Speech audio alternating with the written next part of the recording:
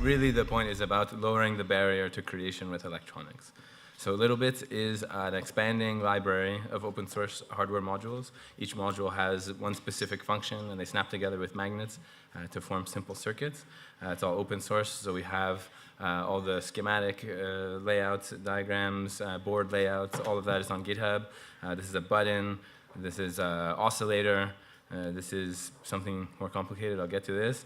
And the color codes are divided into 4 categories. Power, because electricity. Output is anything that has any kind of lights, motors, things that affect the outside world, like an output. Input are human input, buttons, knobs, dials, this type of thing, bend sensors, but also environmental input, motion sensors, sound triggers, light triggers, all the kind of stuff about sensors and monitoring.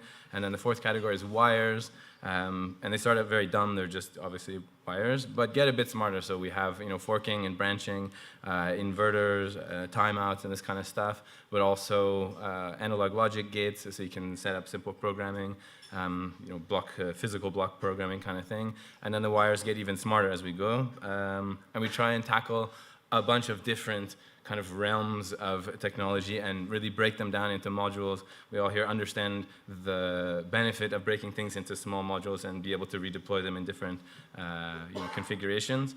This here is a collaboration with Korg. It's a 50-year-old amazing synthesizer manufacturer. This is a modular analog synthesizer that is decomposable and snapped together with magnets. Yes, everyone wants one. It's amazing. Super fun. I have some. You can play with it later. And then the wires get even smarter. So this is an official Arduino collaboration with Arduino. You use the Arduino IDE and flash down through USB like you normally do.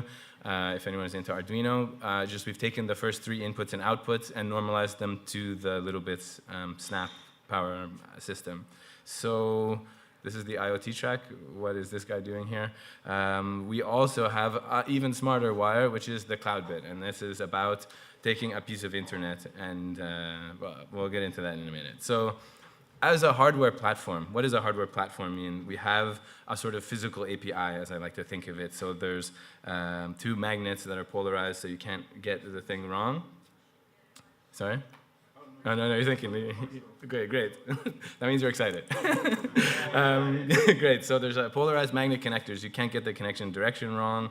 There's one VCC pin that holds the power, 5 volts, ground, of course, and then a signal pin in the middle. Varies between 0 and 5 volts, and with this very simple communication can actually come very complex interactions. And then the kind of message bus, if you will, and then there's a power bus that's normalized across the system, and we have, again, the signal pin does all the things. So the point of Littlebits is about first breaking down electronics into that you can be understandable and deployable by people, but even for people who know how things work, like we have this really great kind of left-right thing. Say somebody knows how to do the thing on the right, you take breadboards and futz with wires and this and that, and you just want to make a button, turn an LED on. We have a very funny thing where there was a little video real time on the left and 10 times speed on the right of hooking it up, and the person on the left still had time to read a bit of a book before the person on the right was done. And it's about an abstraction layer, basically. Even if you know how to wire up a button, I did it once and got it wrong. It's not actually as simple as, I'm not actually a hardware guy, I'm a web guy. But even if you know that, you don't necessarily want to ever wire up a button again. You get it, great, can I abstract this and use a library or whatever? And it's very much this kind of thinking brought into hardware. So what can you do with Littlebits? Here is a Crayon Lathe. It's just a motor. It's like very slow spinning, safe for kids. It's very fun, actually. There's stuff like this is, play the video somehow. Great. This is a very classic robotics problem, a line-following robot, just made quickly with, it's a 9-year-old in Korea who made 2 light sensors and 2 LEDs, and it kind of, the voltage of the reflection is passed into the motors so that it kind of will turn and follow the line. Very simple, fun stuff. This is a project made with Arduino that it turns out you can sense whether you're, it's funny, we have a rock, paper, scissors theme. You can sense whether you're doing a rock kind of with two sensors on these two fingers, like rock is 0, 0, and paper is 1, 1, and scissors is 0, 1. And then you can take that into the Arduino and just do very simple kind of programming. And this is like, it literally plays the game and keeps score and stuff. And it's maybe not the chess playing robot, but it's pretty cool. It's the kind of thing you can do. Now, back to the cloud stuff.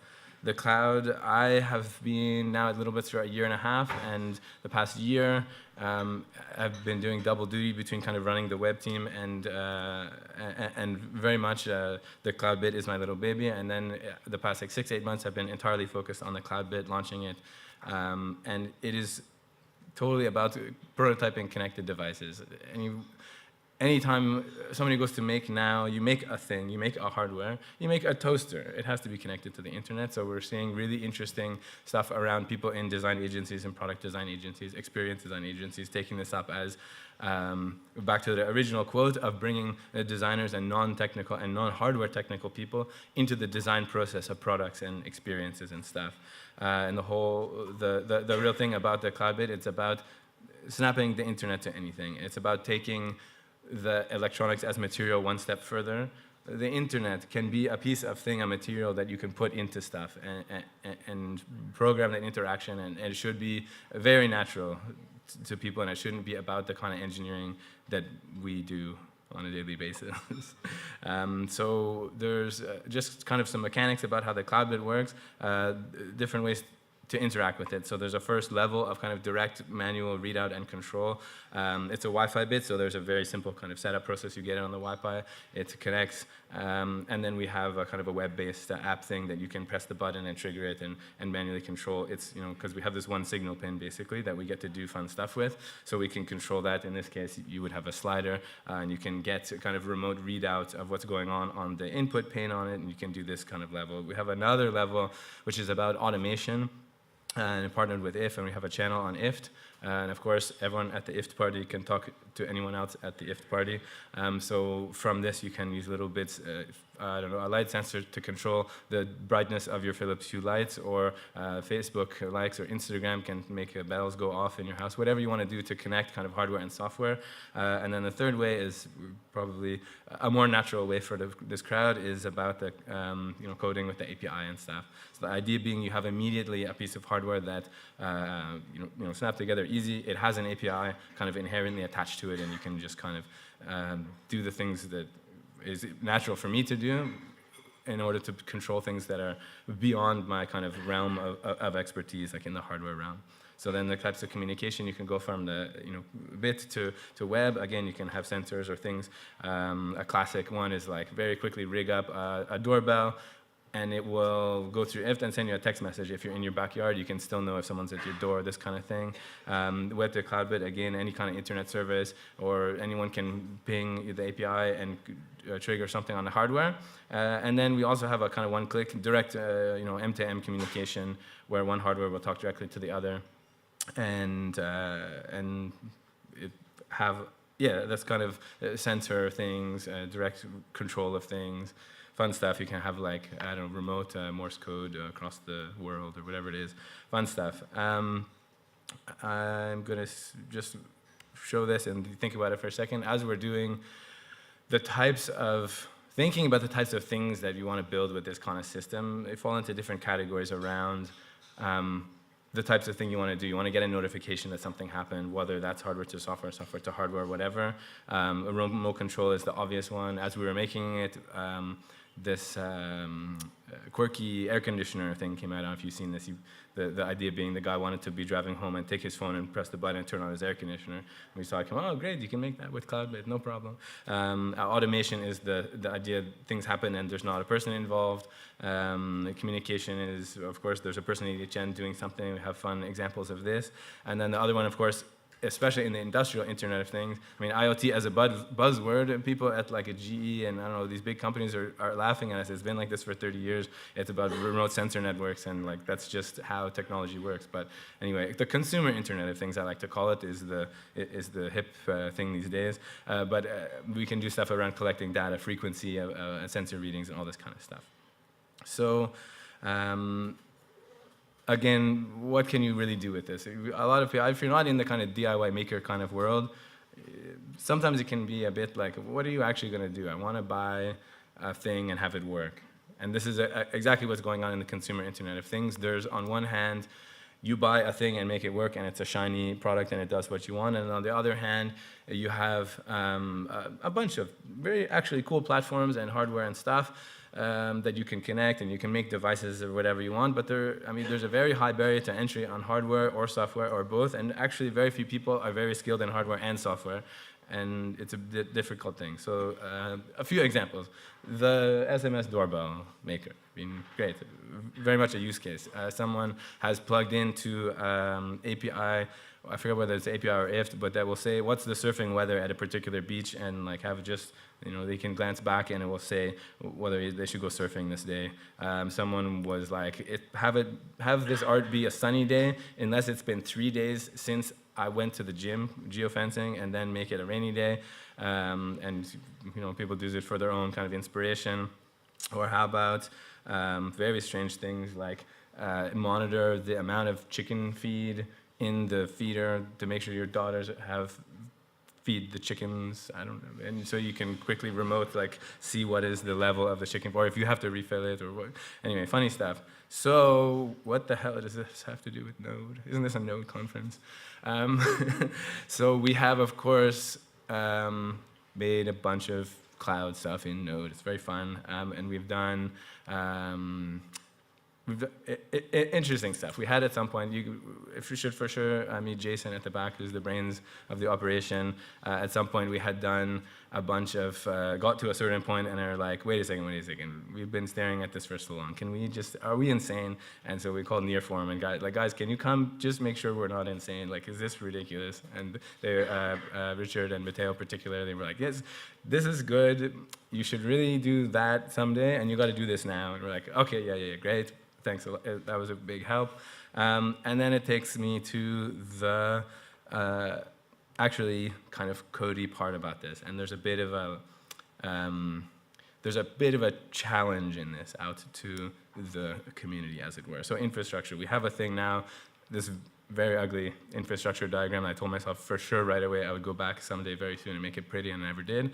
And it's about, you see series of microservices and things and kind of inter-service communication. Right now we're using Redis PubSub for a lot of stuff. We have the servers that the cluster of servers that the devices connect to, different APIs and servers, and they all talk together, and it's fun. And they go out to IFT and the internets and all this stuff. We're going to get very soon to a much more beautiful, maybe harder to see on this slide, but Jason's representation of kind of 2 steps where we want to go, and it's way more about us, just a better kind of way. The kind of way we've seen microservices laid out in a few other slides of where you have kind of different things, and then maybe a main kind of rapid stream of like all event bus and microservices plucking from the stream of events, all this kind of stuff, and then takes me back to this kind of idea. So we know how to do, let's pretend we know how to do this on the right. We know how to do it, and do we want to spend our days doing this if we can spend 3 seconds snapping things together? I don't. I know how to engineer stuff. I know how to kind of lay out structures and architecture of servers and clusters and load balancers and this, and how things are supposed to go together, and then maybe rig up kind of complicated deployment things and deployment between clusters and kind of ecosystem things. You see I'm doing a metaphor thing, right? Ecosystem things and how the whole platform as a series of microservices should connect and deploy a new stage environment of this whole big system-y thing. And what I really want is like, this is the thing, it does this, and then I plug it in, and then I do this, and then I really want this kind of thing for large-scale, real-time distributed systems. Is what we need to be doing, because we have, we're producing a production of 10,000 of the bits and 20,000 more, whatever. Like, it's serious stuff, and they all open TCP sockets and ping their values at like multi-times per second, and it's all streaming, and like our app is all real-time, has a WebSocket and a streaming API, and everything wants to be immediate. And the features we're going to be getting into this kind of like a big, crazy real-time pipeline is like, why? if this is where the world is going, I think this is where the world, everything stream, real-time connected, everything, how many times can we re-engineer this? Or like, what is the usable abstraction of this kind of thing that, so we don't have to be engineers? Yes, we know how to do it. I don't want to do it. I want to pluck things off the tree and plug them together, and then they magically do things. And I like to think I engineer by last resort, basically. And I like to plug things together and make them work. So I like to accomplish things. I like people to see that things are being accomplished. And the amount of engineering, for me, engineering is always getting in the way of doing something. Because like, instead of I'm doing something for somebody, I'm like engineering something for myself in order to be able to do that. So, I mean, it's fun. We're engineers. We like to build stuff and tinker things, and like the composability of stuff at that level is amazing, but the amount of engineering and hardcore stuff we have to do is not there yet. It's perfectly acceptable for me as a programmer, as an engineer, to not know how the microservice and message bus layer is working within my computer. That's perfectly acceptable. I think it should be perfectly acceptable that as a systems engineer and like application developer in large-scale distributed real-time systems, I don't have to think about exactly the communication between all this stuff. There should be kind of modular nature of it. So anyway, that's the kind of challenge of that I think a lot of people are trying to tackle right now, is about this infrastructure piece and modularizing and automating the infrastructure piece that right now in Node is solved at the application level, that should totally be solved at the infrastructure and big systems level. Anyway, that's what I have to say.